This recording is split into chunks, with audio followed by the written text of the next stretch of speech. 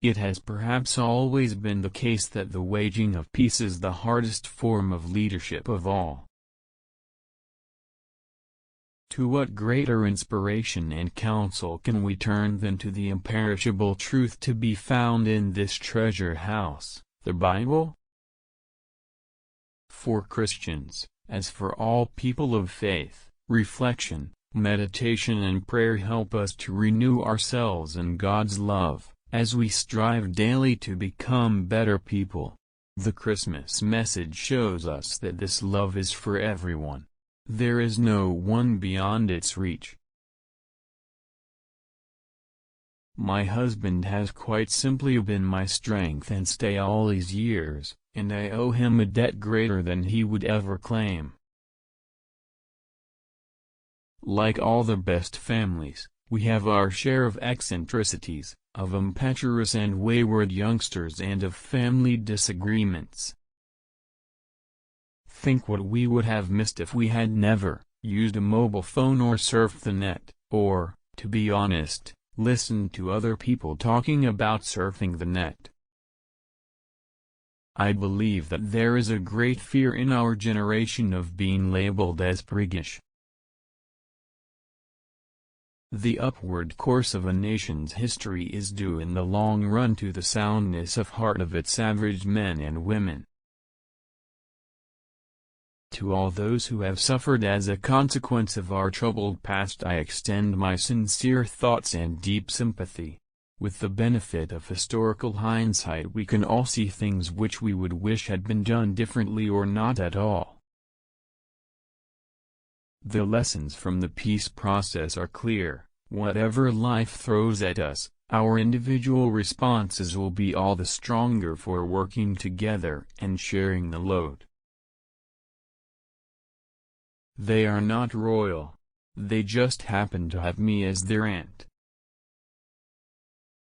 We lost the American colonies because we lacked the statesmanship to know the right time and the manner of yielding what is impossible to keep. Therefore I am sure that this, my coronation, is not the symbol of a power and a splendor that are gone but a declaration of our hopes for the future, and for the years I may, by God's grace and mercy, be given to reign and serve you as your queen.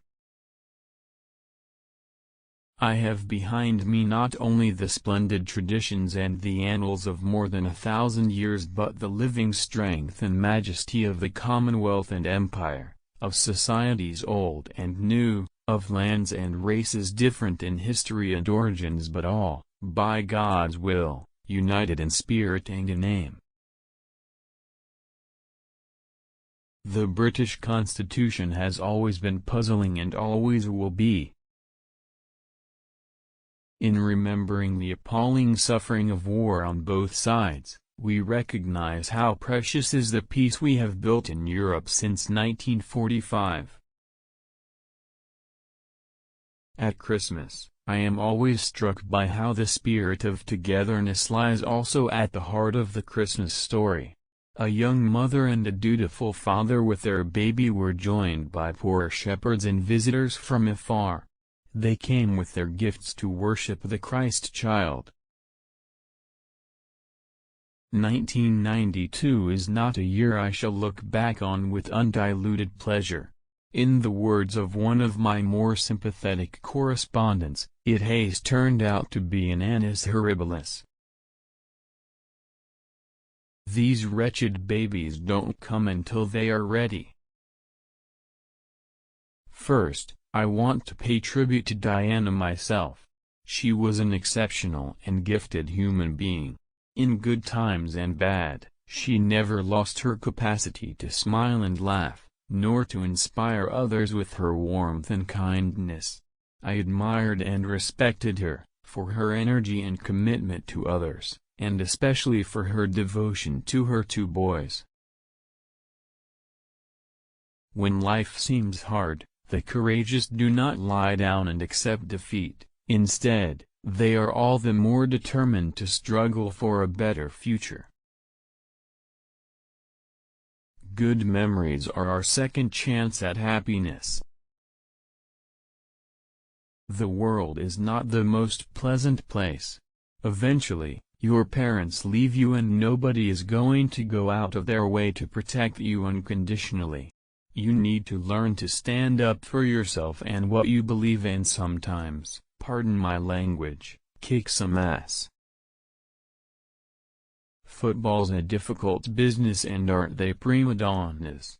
But it's a wonderful game. Let us not take ourselves too seriously. None of us has a monopoly on wisdom. I know of no single formula for success. But over the years I have observed that some attributes of leadership are universal and are often about finding ways of encouraging people to combine their efforts, their talents, their insights, their enthusiasm and their inspiration to work together. Work is the rent you pay for the room you occupy on earth. I declare before you all that my whole life, whether it be long or short, shall be devoted to your service and the service of our great imperial family to which we all belong. Family does not necessarily mean blood relatives but often a description of a community, organization or nation. It has been women who have breathed gentleness and care into the hard progress of humankind. We all need to get the balance right between action and reflection. With so many distractions, it is easy to forget to pause and take stock. Cowards falter, but danger is often overcome by those who nobly dare. Families, friends and communities often find a source of courage rising up from within. Indeed, sadly, it seems that it is tragedy that often draws out the most and the best from the human spirit. There are long periods when life seems a small, dull round, a petty business with no point, and then suddenly we are caught up in some great event which gives us a glimpse of the solid and durable foundations of our existence. I hope people will think very carefully about the future. What were once only hopes for the future have now come to pass. It's all to do with the training. You can do a lot if you're properly trained. I cannot lead you into battle.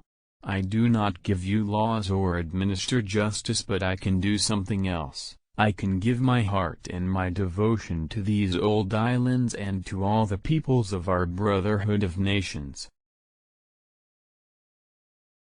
True patriotism doesn't exclude an understanding of the patriotism of others.